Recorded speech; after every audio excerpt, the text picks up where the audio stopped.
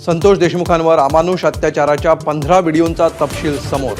देशमुखांना मारहाण शिवीगाळ कशी झाली याचा व्हिडिओ तपशील।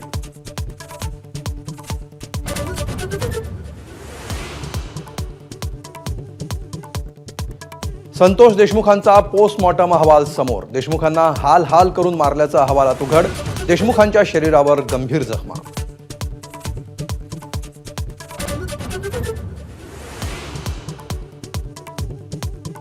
आमदार धसांचा मारकुटा कार्यकर्ता सतीश भोसलेचे आणखी काही व्हिडिओ समोर। पैसे उधळताना आणि शिक्षकांसमोरच विद्यार्थ्यांचे हातपाय तोडण्याची धमकी देतानाचे व्हिडिओ व्हायरल। अद्याप अटक नाही।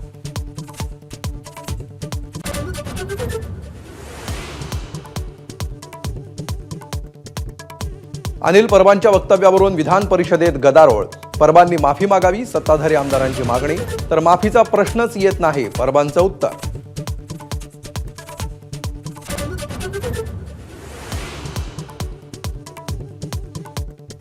धनंजय मुंडेंच्या राजीनाम्याची माहिती मुख्यमंत्र्यांनी सभागृहाला का दिली नाही? विरोधकांचा सवाल।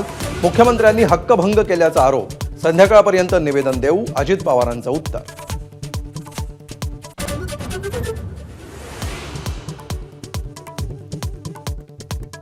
तुम्ही औरंगजेबाचे वंशज आहात का? कबरीचं दर्शन घेणाऱ्यांना उदयनराजेंनी सुनावलं। जेसीबी लावून कबर उखडून टाकण्याची मागणी।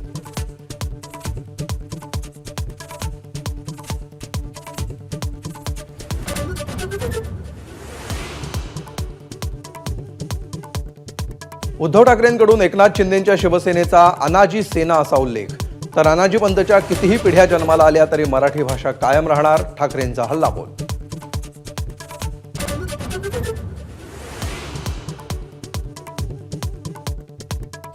एकनाथ शिंदेंच्या कामांना मी स्थगिती देत नाही, मुख्यमंत्री देवेंद्र फडणवीसांचं स्पष्टीकरण। स्थगिती द्यायला उद्धव ठाकरे नसल्याची कोपरखळी। शिंदेंनी घेतलेले निर्णय सुद्धा आमचेच असल्याचं स्पष्टीकरण।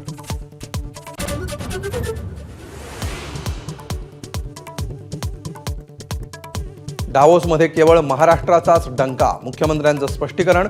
गुजरातच्या तिप्पट गुंतवणूक महाराष्ट्रात आल्याची आकडेवारी सादर। राज्यात 1,39,000 कोटींची परकीय गुंतवणूक आल्याची माहिती।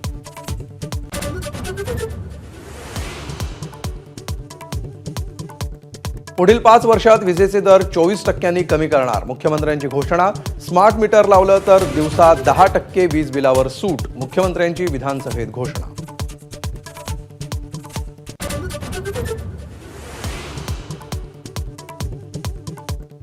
तुरुंगातून बाहेर आल्यावरही महेश मोतेवारचे कारनामे सुरूच। जादा परताव्याचा आमिष दाखवून लोकांकडून पैसे गोळा करत असल्याचा व्हिडिओ माझाच्या हाती। साथीदारांच्या नावे दौलत प्राईड नावाची कंपनी स्थापन।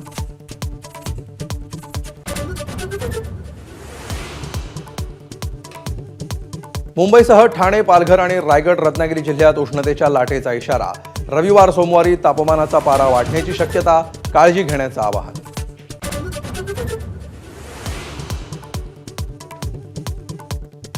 रोहित शर्मानं क्रिकेटचे धडे गिरवलेल्या मैदानाला म्हाडाकडून ना हरकत प्रमाणपत्र। एबीपी माझाच्या बातमीचा इम्पॅक्ट। तोडलेलं क्रिकेट टर्फ पुन्हा बांधून देणार।